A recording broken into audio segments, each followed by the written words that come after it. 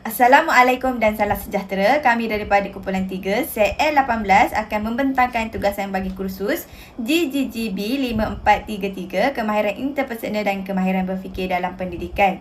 Tajuk pembentangan kami ialah De Bono Code Program.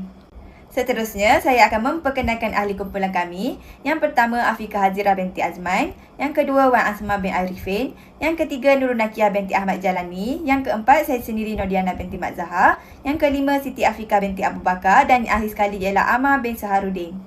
Seterusnya, saya akan meneruskan kepada bahagian pengenalan. Program KOD telah diperkenalkan oleh Edward De Bono pada tahun 1973. Beliau merupakan pakar pemikiran kreatif, penulisan dan ahli psikologi yang terkenal dengan kaedah Six Thinking Hat dan program KOD. Dalam pendidikan abad ke-21, pelajar perlu mempunyai kemahiran berfikir yang kritis dan kreatif. Namun begitu, masih ada pelajar yang lemah dalam mengembangkan idea dan membuat keputusan. Oleh yang demikian, Edward De Bono telah memperkenalkan program KOD bagi membantu pelajar berfikir secara lebih sistematik, kritis dan kreatif. Seterusnya, definisi dan konsep program KOD berdasarkan pandangan beberapa tokoh. Menurut Edward De Bono, pada tahun 1985, program KOD ialah latihan kemahiran berfikir secara sistematik, terancang dan menggunakan alat berfikir khusus. Seterusnya, Edward De Bono pada tahun 1992 menyatakan bahawa KOD merupakan pendekatan berstruktur untuk membina pemikiran kritis dan kreatif serta membantu pelajar melihat masalah dari pelbagai sudut pandangan. Selain itu, Robert J. Marzano 2017 menyatakan bahawa KOD menekankan pembangunan proses kognitif seperti membuat keputusan dan menyelesaikan masalah. Costa 2001 pula menyatakan bahawa KOD membina tabiat berfikir secara sistematik supaya pelajar dapat menggunakan cara berfikir yang sesuai secara konsisten. Dari segi konsep, KOD membantu melatih kemahiran berfikir secara sistematik, kreatif dan lebih luas serta mengukuhkan kemahiran kehebat pelajar. Slide ini menerangkan tentang komponen program KOD yang diperkenalkan oleh Edward De Bono. Program KOD ini bertujuan untuk melatih pelajar berfikir secara lebih kreatif, kritis dan sistematik dalam proses pembelajaran. Dalam program ini terdapat 6 komponen utama dan setiap komponen mempunyai fokus yang berbeza dalam kemahiran berfikir. Sebagai contoh, KOD yang pertama lebih menekankan keluasan persepsi iaitu melihat sesuatu isu daripada pelbagai sudut sebelum membuat keputusan. KOD yang kedua pula fokus kepada organisasi berfikir supaya idea dan maklumat dapat disusun dengan lebih teratur. Seterusnya, KOD ketiga melibatkan kemahiran interaksi dan komunikasi dengan orang lain. KOD 4 pula memberi penekanan kepada pemikiran kreatif dan kritis bagi menghasilkan idea baharu dan penyelesaian yang lebih inovatif. Selain itu, KOD 5 menekankan keseimbangan antara maklumat dan perasaan dalam membuat keputusan. Akhir sekali iaitu KOD yang ke-6 berkaitan tindakan iaitu bagaimana pelajar merancang dan melaksanakan penyelesaian terhadap sesuatu masalah.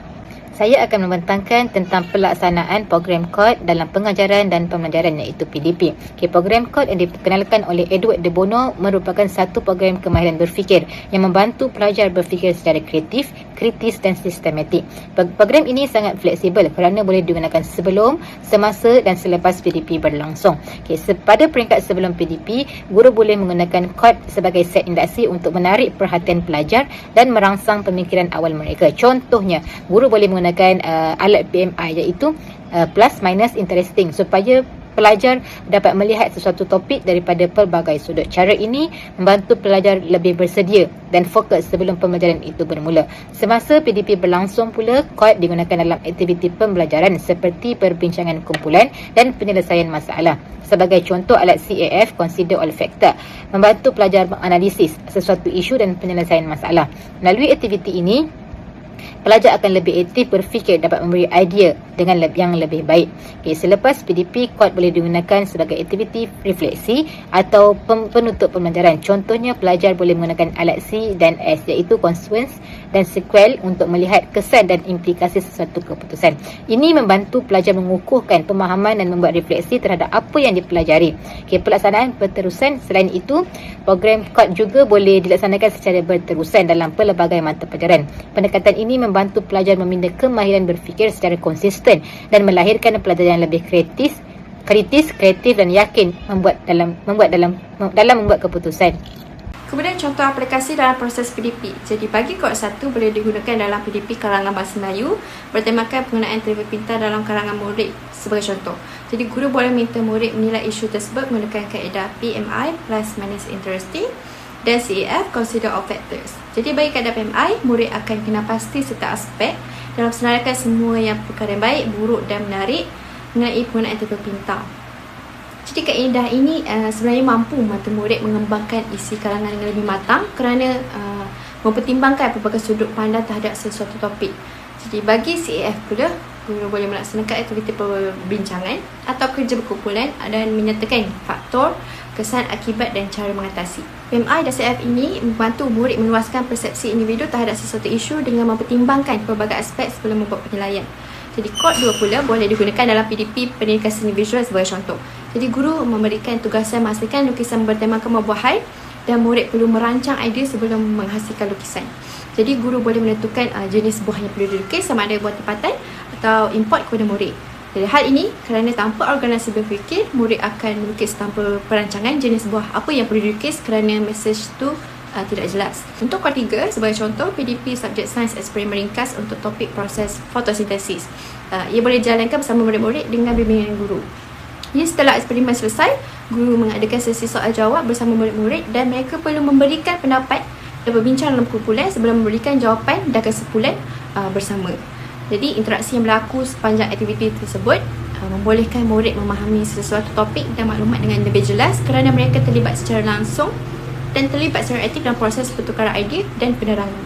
Seterusnya, kod 4. Sebagai contoh dalam subjek pendidikan seni visual, guru boleh memaparkan sebuah gambar lukisan pemerangan kepada murid dan meminta mereka untuk memberikan tafsiran terhadap gambar tersebut.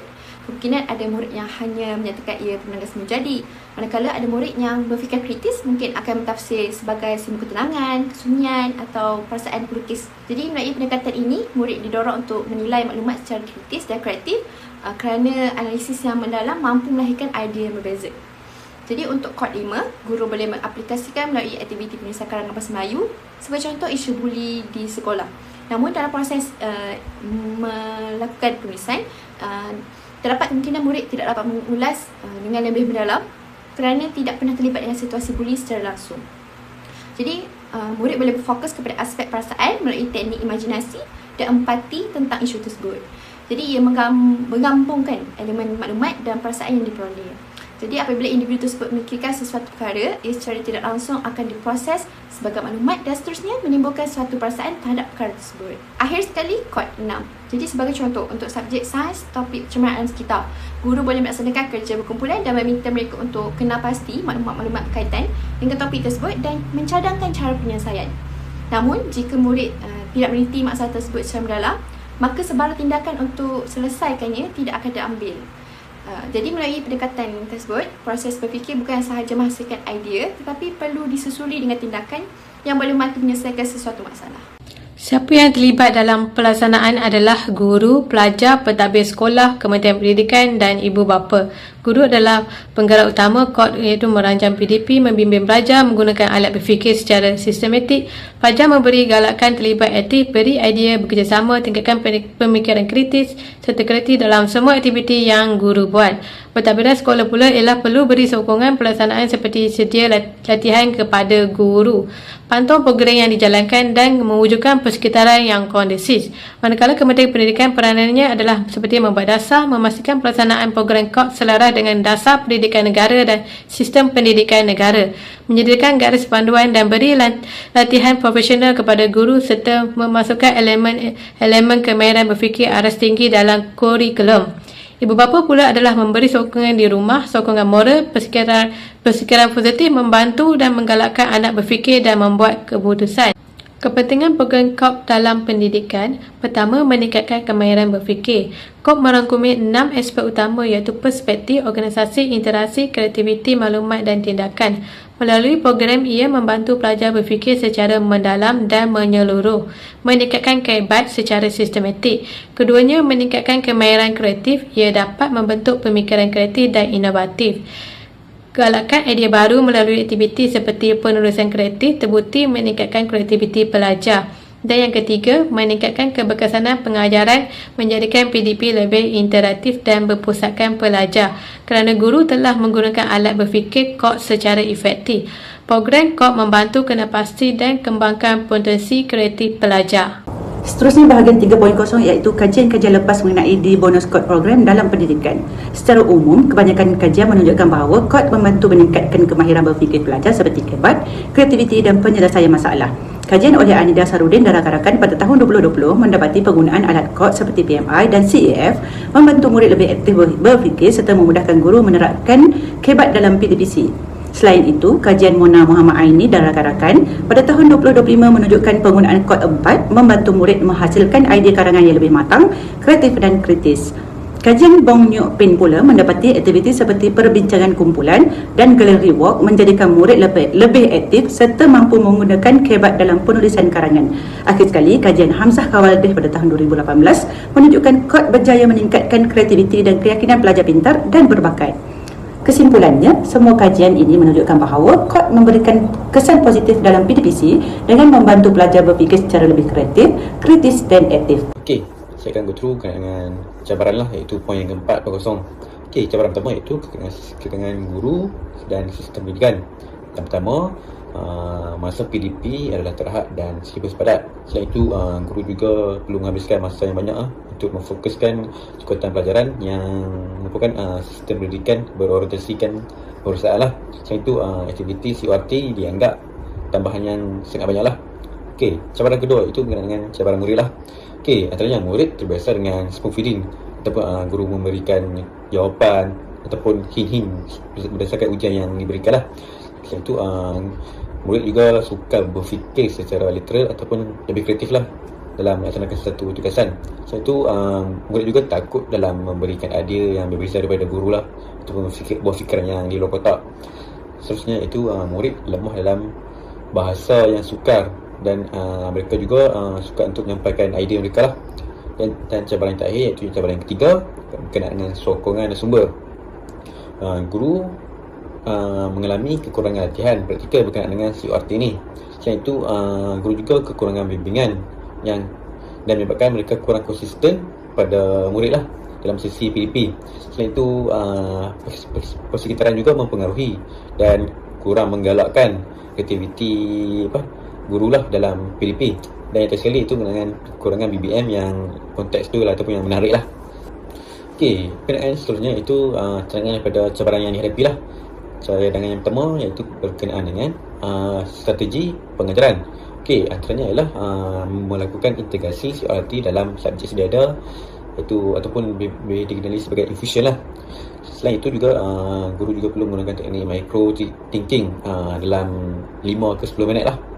Seterusnya itu guru perlu membuat fokus kepada setiap proses pemikiran, bukan saja kepada jawapan yang ingin diberikan. Selain itu juga guru perlu menyediakan soalan terbuka dan bebas. Okey, cadangan yang kedua itu berkenaan dengan pembangunan guru dan murid. Okey, selain itu iaitu perlu mengadakan banking CPD mengikut bidang yang diajar lah. Selain itu perlu membuat pengukuhan aktiviti seperti PLC dan perkongsian amalan terbaik daripada guru-guru cemerlang yang lain lah. Selain itu perlulah menggunakan teknik perancah ataupun scaffolding dalam PDP ataupun membuat BBM. Dan yang terakhir sekali itu guru-guru perlu menjalankan aktiviti berkumpulan yang dapat meningkatkan keyakinan murid-murid dalam kelas lah. Dan yang terakhir sekali itu berkenaan dengan BBM. Yang ketiga lah, iaitu guru-guru perlu menggunakan teknik ataupun visual seperti peta pemikiran dan kata kunci. Selain itu, guru juga perlu mengamalkan penggunaan dua bahasa, iaitu bahasa Melayu dan bahasa Inggeris. Dan itu juga guru perlu membangunkan bank idea seperti CORT yang berasaskan situasi sebenar. Dan yang terakhir sekali itu guru perlu menggunakan aplikasi digital seperti Padlet, Jamboard, Quizlet dan sebagainya lah. Baik, untuk bahagian kesimpulan, secara keseluruhannya di bonus code program memang sesuai digunakan dalam pendidikan masa kini kerana membantu pelajar berfikir secara lebih sistematik, kritis dan kreatif. Penggunaan alat berfikir seperti BMI, CEF dan CNS membantu pelajar melihat sesuatu isu daripada pelbagai sudut sebelum membuat keputusan. Selain itu, pendekatan ini juga menjadikan PDPC lebih aktif dan berpusatkan pelajar kerana mereka lebih berani memberi idea dan berbincang dalam kelas. Walau bagaimanapun, terdapat beberapa cabaran seperti kekangan masa dan kefahaman guru dalam melaksanakan kod. Oleh itu, sokongan pihak sekolah dan KPM sangat penting bagi memastikan pendekatan ini dapat dijalankan dengan berkesan. Kesimpulannya, KOT bukan sahaja membantu meningkatkan pencapaian akademik, malah melahirkan pelajar yang lebih kreatif dan mampu menyelesaikan masalah dengan lebih baik.